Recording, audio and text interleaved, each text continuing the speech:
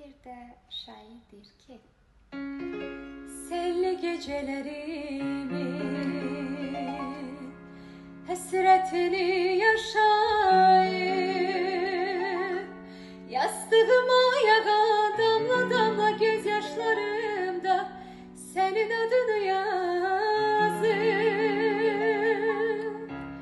Gecelerin adı yok, gecelerim karanlık.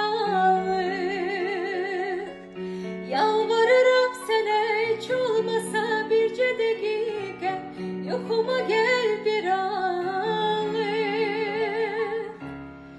Seni düşündüğüm kadar hiç kesi düşünmedim.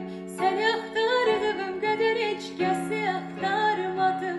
Sana vurulduğum kadar hiç vakit aşık olmadım. Sen bir başkasan yar. Seni düşündüğüm kadar hiç kesi düşünmedim.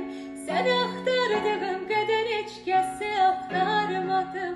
Sana vurulduğum kadar hiç vakit aşık olmadım.